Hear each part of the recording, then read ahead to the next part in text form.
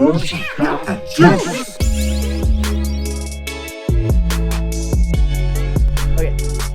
Hey yo, this is Mobbin with Mimosa, and today I'm here with Moses Beats at 4 a.m. Studios. How's it going, man? Doing pretty good, bro. Hell yeah, hell yeah. How are you doing? Doing pretty good, man. Fucking super excited to be here. I finally got to see all the walls with names, so I feel like one of my bucket list goals are marked off. You know what I'm saying? Yeah, that's awesome, dude. Yeah, dude, it's super cool. Dude, you've been doing this for quite some time, and fucking, I just kind of want to start off with, it's super confusing now, because I kind of feel like you were like the OG with the 4 a.m. name, and now we got a 5 a.m. We have a clothing store, like vintage. There There's like is? a 5 a.m. vintage. I did not know that. There is a 6 p.m. studios. Yes, that's new. Yeah. No, so I don't know who was first as far as the clothing store. The clothing store is they new brand too? new. Brand new. So yeah. Did I start a trend? Is that what I did? I think you did. On man. accident? Yeah. How did 4 a.m. studios come It was come just about? I used to record late at night with Oh, really? friends. Yeah, before I started doing it as a job. I just had friends come over. We'd bring over alcohol and have a good time. Damn, how long has this been going? What? The mixing studio? and mastering. Yeah, doing the studio. Probably like 10 years. I don't know. I lost track. Oh, 10 years? Yeah, easy. Was MySpace? MySpace wasn't 10 years ago, was it? Yeah. No, it's still Facebook. Facebook took over MySpace. Facebook's been around. I think I started my Facebook in 2012, so it's been around at least 10 years. Oh yeah. So you have all your connections and stuff like that. Did it kind of like start off with Facebook, or were you networking when you had your roommates in these late night studio sessions? Back then, it probably had nothing to do with social media. It was just word of mouth. Oh, okay. Somebody record here, then somebody like, "Hey man, I got this guy for a feature. Can I bring him over?" I'm like, "Yeah, if he's cool." My little saying back in the day was, "If you would trust that person in your house alone, then you can bring him over." Oh yeah. I was like, "Then you're good." I that's funny that you say that, because I kind of feel like that's how it was for me starting out the podcast originally. Yeah, no, because having the guests come in, it was just I lived in somebody else's basement, and it was like at the start of COVID, and the person I lived with was like over 80 years old. You know what I'm saying? Yeah. So it was like, oh hey, yeah, I really want to do an episode with you, but if you could avoid the whole group and the team coming through, then that'd be much appreciated. That's pretty much the same thing I try to do. Every once in a while, I get somebody that forgets. Oh, and they'll bring over like 10 people. And I'm like, dude, you know how big this room is. You can't fit 10 people in here. Yeah, no, sometimes it's crazy. But so when did you start realizing that you were kind of picking up traction and what you were doing actually like really mattered to the community? I would have to say that's probably happened sooner than more recent, because for a while it was just the grind. Like I was just trying to pay bills, and then like recently I started realizing that like I had somebody come through. I can't remember who it was. The guy's like, "Dude, I was just over at Taco Bell, and the guy asked me how I was doing today, and I'm like, good. I'm heading to the studio." He's like, "Oh, you going to Moses' studio?" He's like, "How do you know that?"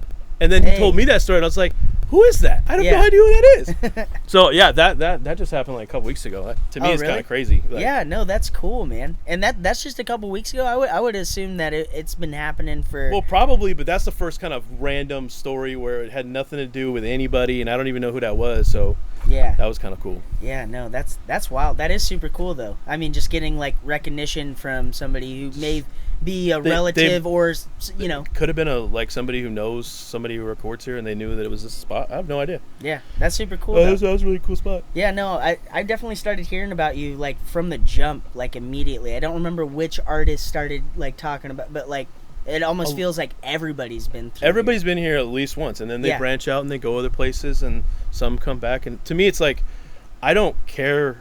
That's one thing I'm big on. If somebody goes somewhere else, that's fine. I don't care. You go, branch out, enjoy, and if you want to come back, cool. Like I'm not gonna be like, oh, you went somewhere else. Like jealousy. It's like no, I don't. It's cool. Like you do whatever you want to do. Oh yeah, well it definitely is like a competitive like career as well, because you know how many like people are starting to come up and hey, you could come to my studio for $10, but also like quality over quantity, you know what I'm saying? That'll happen too, and sometimes I'll get asked like, hey, is this person any good? And if I don't know who they are, I'm like, I don't know idea.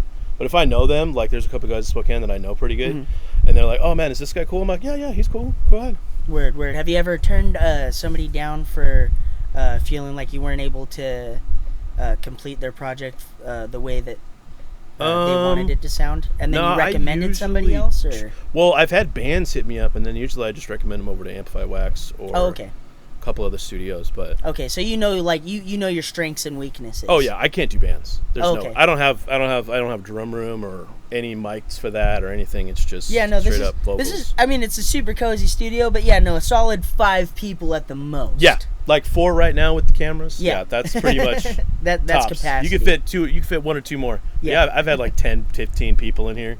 Really? At one time. Holy shit! And where are you like pressed up I'm against right your here. desk? There's like 4 people on the couch. There's 2. I bring in a couple extra chairs, and there's like 3 or 4 people talking over by the stairs. And it's like, dude, why are so many people here? And in that scenario, how is that for you to? I just deal with it. But when they leave, I tell them like, hey, dude, don't bring so many people over here. You're talking about OTG. What? Oh, no, this isn't. This happened. I can't remember who it was. It wasn't OTG. It was somebody else. But the guy had like, he was trying to pack so many features into one session. Oh, he's like, dude, I got this guy, and this guy's got his girlfriend, and his girlfriend's friends coming. So that's why there was so many people. It was like 4 or 5 people were actually recording, but they already had at least blood plus one. I'm like, dude, don't do that anymore. Yeah. That's way too many people. Well, how did that go? Did you guys end up completing it within the time that he? We got everything done. Right on. But cool. it was just like, dude, he's like, yeah, my bad, could dude. definitely go without. He's like, I had no idea that many people were gonna come. Word, hell yeah. So you got any like horror stories or anything like that? Not too many. Had a buddy, I think it was JoJo. You know who JoJo is? I don't believe JoJo, YP, Eddie. You know those guys? Well, yeah. Eddie, yeah. Yeah, so his buddy JoJo, he hasn't really been here in a long time, but we had this funny, it wasn't even a horror story, it was just a funny story. Those guys were over here, and JoJo, he had got drunk before the studio session. And I didn't even know that. He shows up, and they're like, yo, man, he's got a whip kind of wasted. I was like, it's cool, bro, just hang out. He wanders out of the studio. I don't even see him. He goes into the other room and falls asleep. And he was gone for like half an hour. And you guys are thinking maybe he's taking a leak. Yeah, we didn't know where he went. I mean, then they find him in the other room sleeping. That is hilarious. The time went by. And... Yeah, no, he had no idea. He's like, oh, they took him home, but that was pretty funny. Yeah. As far as horror stories, not really. Quite a few years ago, somebody stole a phone, but. Oh, I mean, that's unfortunate. Yeah, it wasn't even like somebody down. It wasn't even somebody down here. It was just somebody else that came with them, and yeah, I was like, man, you kind of ruined it for yourself, but yeah. That only happens once. Word. Yeah, no. That sucks, man. People taking advantage of, like, situations, especially when they're, like, looking for something, like, from you know what I mean? Well, it wasn't even, like, the guy that was here for the studio, it wasn't him. It was somebody that he brought along thinking that he could trust him. Oh, got you. He couldn't trust him. That's wild, man. Trust your gut feeling, man. Not everybody's your friend. No. Hell yeah. Well, no, fucking, I also wanted to touch base on sorry, I'm having one of those brain farts right now. Yeah, like I had earlier, yeah, no, fucking, oh, sorry, the word wall. Word wall. Yeah, so what came how'd that start? Yeah, because I've seen this before. You know, it's not like it's like a one of a kind or original, but this is a one of a kind original. That's here. what I'm known for. The wall. Oh, dude, exactly. Yeah, no. I'll never I rent this place, and I'll probably end up buying it one day, but not right in this market. But anyways, what was the question about? Like, how it started? Yeah. So it started with, I came up with the idea because I remember watching a documentary about a studio in Seattle, and the documentary was about a bunch of studios, but there was one in Seattle that it was in the basement, and the basement had bricks for the walls, and they had artists sign the bricks, so each artist got a brick. Well, there was a Kurt Cobain one, and it was like being sold. It was like a big deal. So that's what made me think, like, oh, that'd be cool to sign. And then I had this giant wall with nothing on it. I'm like, that'd be cool. People started signing that. So then, back in 2016, people started signing it. Oh, right on. So you've got fucking, it's like over 300 signatures on there. I've never. That's a good idea. I should count them. That's crazy. So what name are you gonna cut out? Who's your Kurt Cobain? Cut out? I don't. Everybody's local, so we don't have any Kurt Cobains yet. There hasn't been the famous one. No, we haven't no had big anybody person? famous. No, I mean local famous, I guess, but nobody super famous. That'd be kind of crazy. It's like somebody like blew up, and they're like, oh shit, he was here back in the day. You have any like favorites or any people that that used to come through or that were a Spokane rapper back then, but they don't really like get the kind of clout or the light shined on them that they should? Probably. Oh man, there's so many good people.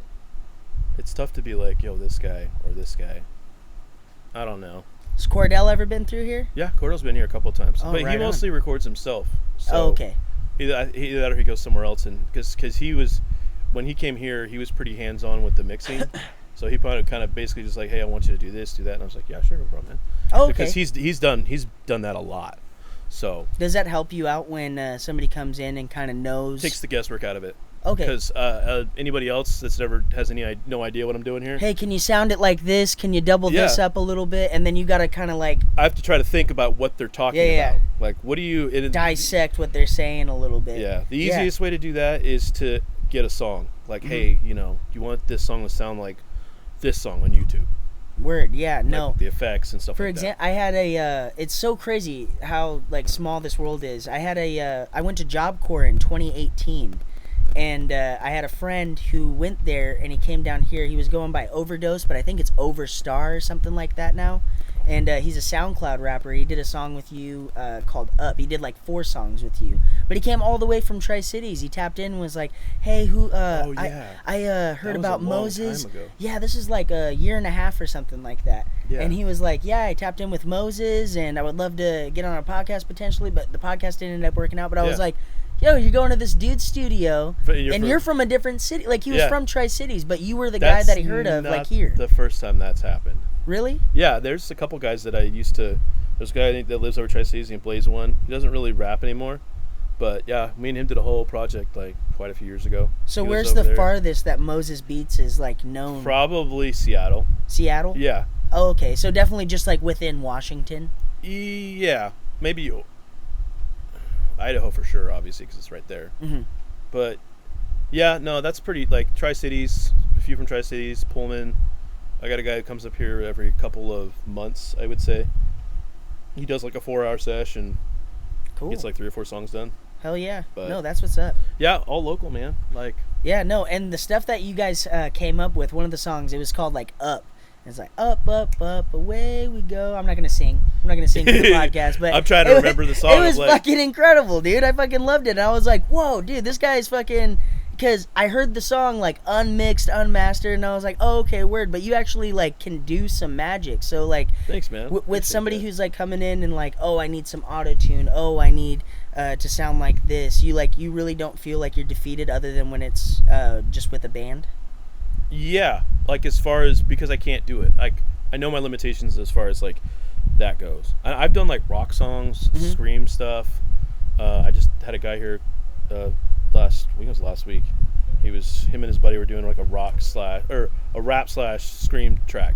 Oh, which came out pretty cool. Yeah, I'm hearing a lot of this like new like rock and like thrasher punk with like rap. It's like and some trap beats. Dude, it's kind of cool. Yeah, it's pretty fucking it's a good cool. combination. No, seriously, I'm like, honestly, it's kind of funny. Like, do you like some of the like the new stuff that's coming out, or like stuff that like, because there's a lot of kids and it's like, oh man, it's really hard to. Oh shoot. My man. You got it. It's hard to know if like, oh man, am I listening to like trash or is this fucking fire right now? But there's a lot of stuff that I've listened to and it takes like 3 times before you're like, oh, okay, yeah. I get it. Yeah, it's especially on this end, it's like you're definitely, because somebody will ask me like, hey man, did you like that song? I'm like, dude, we just finished it. Yeah. I have no idea if I like this song yet. But it sounds good. Yeah. You know, that's my job is to get it to sound good. Yeah. And then later I'm like, yo, man, that's kind of catchy. Okay, cool. So has there ever been like a circumstance where you've done a song and it was like, man, like, I made it sound good, but that ain't the one. Yeah, oh yeah. And they'll usually, I'm like, well, like we tried. Yeah. We tried. And they're like, yeah, I don't know. I just wasn't feeling it right now. And I'm like, yeah, man, that happens, dude. That happens. You're not always gonna have the bangers. There's definitely all different types of scenarios. It's like a teach their own situation with different artists. I think I've become more hands-on over the years, especially recently, with like trying to help them get to where I can kind of tell that they want the song, as far as like their delivery. Yeah. And that's something for a while I never did that, because I just didn't want to impede on their creative aspect. But if I can tell they're kind of struggling, then I'll kind of jump in a little bit and help them out when I can. That's super cool. But, yeah, and you've been doing other stuff as well. Like you don't just mix and master, but you make beats too. Sometimes, yeah. Okay. I actually started doing that first before I started mixing. I just made beats for fun back when I was like 15. And were you making money off of that, No, like using that to pay your bills and stuff? No, I just did it for fun. Oh, okay. That was just me making beats for the hell of it. Does anybody got any songs out there with a Moses beat? There's tons of them. Like, especially back in the day. Back when I was just cranking out beats and I wasn't even really recording. Mm-hmm. I just, every time I had some free time and I felt like it, I just start making some beats. And Cool. Yeah, no, I see every once in a while you post on social media. You're like, hey, got some beats going still. So like, you still have some like in the vault, or is it something that you still play around with, and every once in a while you make some new ones? When I feel the urge to make something, then I will. But got you. Nowadays, it's it's just not quite as there as it used to be. As far as oh man, I gotta make something. Right. So you strictly just with the mixing and engineering and stuff. Pretty well. I'll make beats sometimes. Like I banged out one a few weeks ago that was pretty sweet that I still haven't released. A couple people have heard it. Oh, but I really liked it. I would love to hear it. I'll play it afterwards. I'll play it. Hell It's kind of like a boom bap. It's kind of like this stuff, like the lo-fi. Oh, I'm but down. It's a little bit more upbeat. Hell yeah, no, I'm super down. Anything you got coming up in the near future? Any cool stuff that you got going on, or any new artists that you think that the people should know about? Oh man, I don't know who you know about. Assume we don't know. Assume you don't know? Oh man, you put me on the spot. You're like, yo, you got to check out Finesse Gang Cliff. You know what I mean? Finesse Gang Cliff. Oh man. Anything specific? Let me see. This guy was just here. Sorry, I'm kind of looking. No worries at all. While we're waiting for you to check that out, how are you enjoying the Mimosa Juice Firework Faygo? Oh, that is delicious. Is it? I've never had this, and I'm probably, unless you bring some more over, man. I don't think this is my first Exotic one ever. pop? No, my first ever Faygo. Oh. I've never had one. Oh, okay. Yeah. No, So, definitely. We I got got the a cream rare sodas, one. bubblegum, but that is the rare one. Bubblegum, huh? That's the hard to find right there. The one from, now where'd you say those aren't from here, so where'd you get them? Actually, Texas does make them. It's one of the limited edition type sodas. Okay. So yeah, it's either a foreign exotic or just a limited time runs. Hard to find.